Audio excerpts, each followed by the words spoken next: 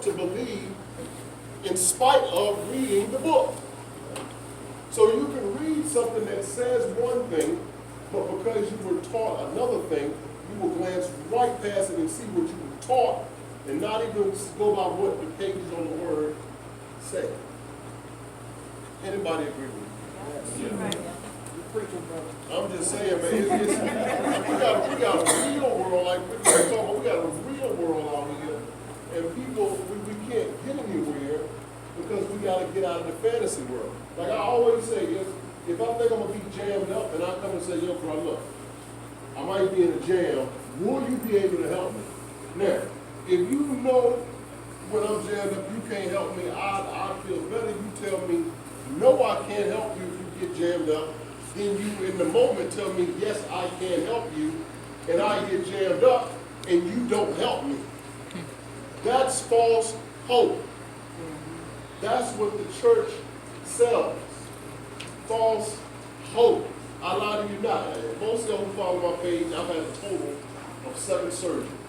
Cut all the way down, right? The first 2 I prayed. The last ones, I didn't. And that goes back to the religious enemy. I was in a place where I'm used to praying in this situation. Now I could. Because I know there's nothing there to pray to. So now I literally have to do the real thing and put all of my whatever into these surgeons that are trained to do their job. So either they're going to bring me through or they won't. But your prayers mean nothing. And they said most people they actually do worse in surgeries with prayer because they're under the pressure that I have to come through this and be healed and whatever to prove my God is real. You're under more pressure than if you just went in there and let them do it. If you make it, you make it. If you don't, whatever the outcome is, because trust, when they put the mask on you and you start breathing, you have nothing to do. You just wake up in, like I said, I wake up in ICU, handcuffed to a bed on life support. Because life support, as soon as you feel it cling, you're ready to pull it out. Cling. Now they say, you can breathe. But this is the real world. Like I've told some of y'all about when I went to go buy a house. And I was looking at an apartment, and every time you renew that lease in the real world, it goes up. So I'm like, oh, I'm paying house prices in an apartment. Oh, I'm a Christian. I wish I had the house there to walk around it 7 times. I name and claim it. I decree and declare it. There's a house out here. Somebody's going to give me this house in the name of Jesus. I speak it into existence. I'm going to get this house. Okay, I look back at me now. Like when I see my old posts on Facebook, the memory show, I can't even read it.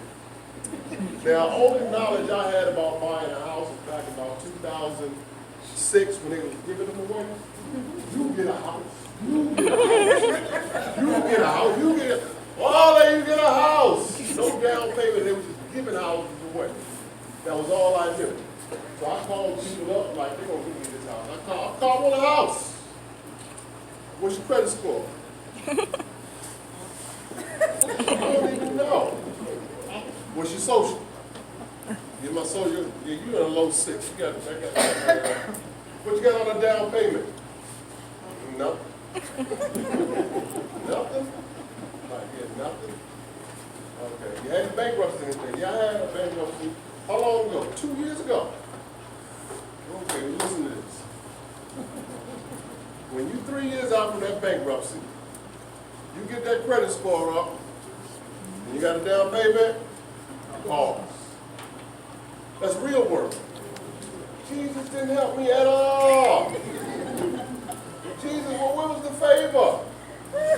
Where was the favor? They shot me down. The next time I come back, I don't even believe anymore. But I got some money. I got that credit score up.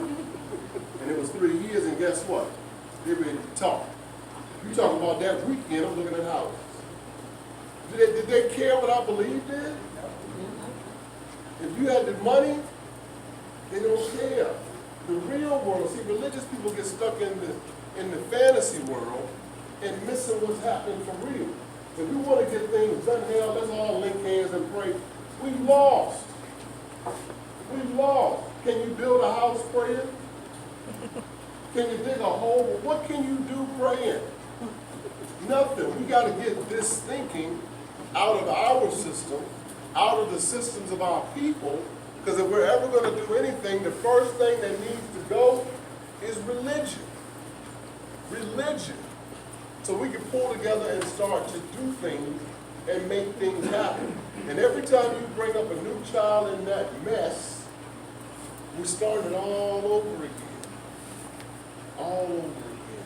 So like I said, a religious enemy. Learn a little something if you can. Learn a little something, teach somebody a little something. Ask them questions. Don't even debate them. Just ask them questions to make them think. Religion literally shuts your brain off. You look at the contradictions and still say, oh, well, what it is, you took it out of context. It says God created evil. No, not how you saying it. No, it don't mean like that. But then when you was reading your stuff, it meant exactly that.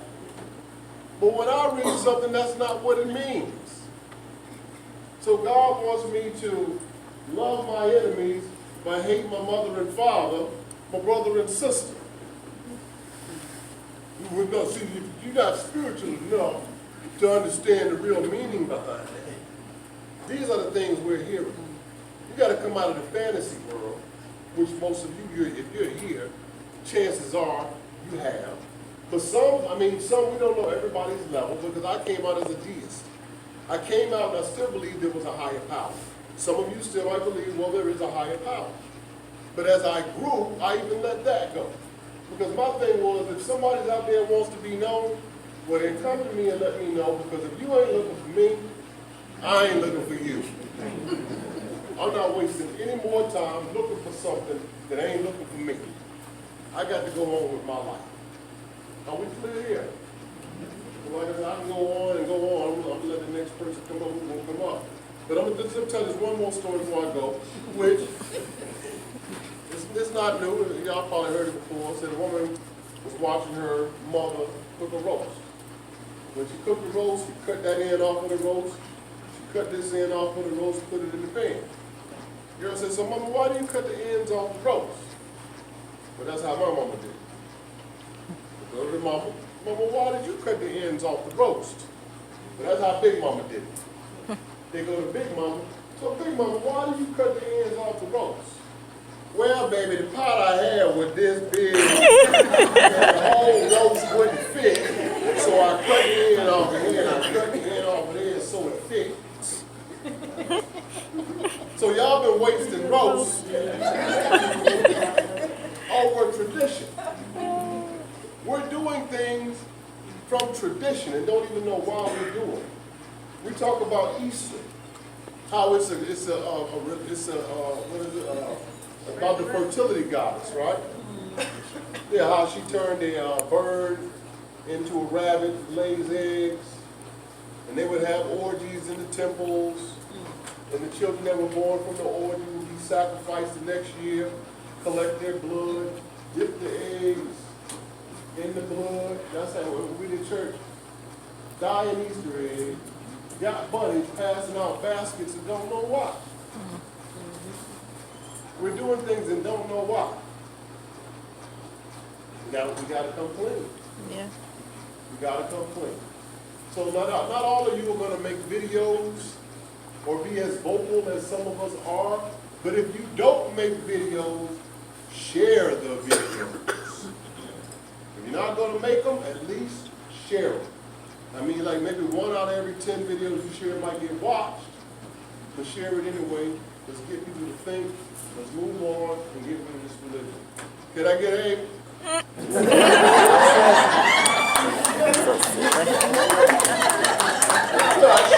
I was like, hey!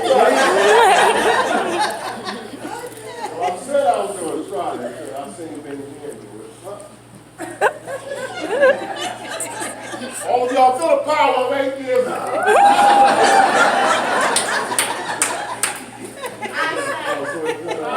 It don't work in real life, huh? It don't work in real life. Why y'all, I'm William Jones, I'm out. Right? You ever notice, like, say, who watched The Last Dragon growing up? It's The Last Dragon Coat, right? Who's the master? No, right? Y'all didn't like it. Right? But before that, he was sent on a mission to find somebody who wasn't even there.